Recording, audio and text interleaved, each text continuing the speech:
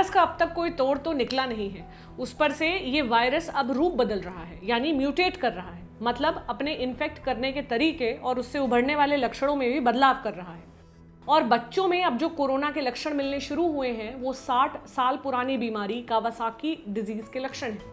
Doctor परेशान हैं, confuse हैं कि बच्चे को कोरोना है या कावासाकी। इलाज का तरीका खोजने में माथापच्ची करनी पड़ रही है।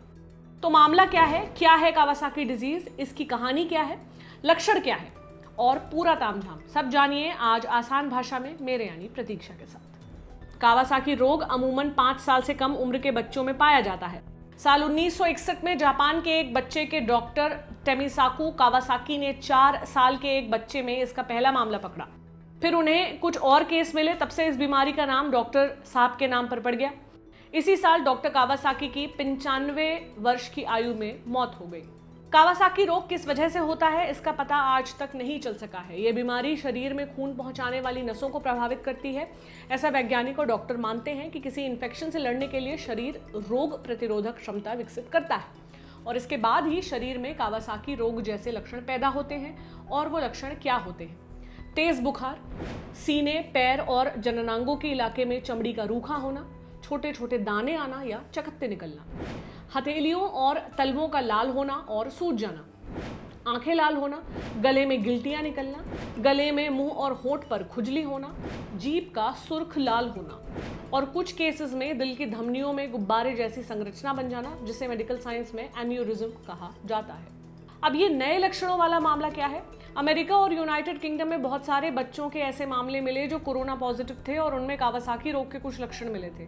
गहराई से जानने के लिए मुंबई का रुख करते हैं। यहाँ पर बच्चों में जो कोरोना के मामले आ रहे हैं उनमें कावासाकी बीमारी जैसे सिम्टम हैं।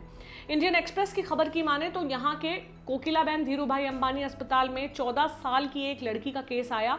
लड़की को बुखार था और शरीर पर चकत्ते निकले हुए थे। टेस्ट हुआ कोरोना पॉजिटिव।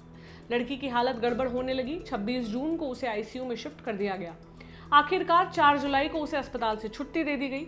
बच्ची का इलाज करने वाली डॉक्टर तनु सिंघल ने बताया है कि लड़की को कावासाकी रोग के सिम्टम हैं। उन्होंने कहा उसे कावासाकी के दूसरे लक्षण जैसे लाल आंखें, लाल जीभ प्रेजेंट नहीं थे, लेकिन उस लड़की के दिल में सूजन जरूर मौजूद थी। लेकिन कंफ्यूजन भी है। डॉक्टर ने यह भी बताया कि इसके बाद इन्हीं लक्षणों से मिलते जुलते 2 और केस इसी अस्पताल में आए, लेकिन वो दोनों बच्चे कोरोना नेगेटिव थे। इसके अलावा मुंबई के कुछ और अस्पतालों से ऐसी ही खबरें सामने आई। बाई जेरबाई वाडिया अस्पताल में 4 बच्चे आए, चारों कोरोना नेगेटिव, लेकिन उनमें कावासाकी रोग के सिम्टम मौजूद थे।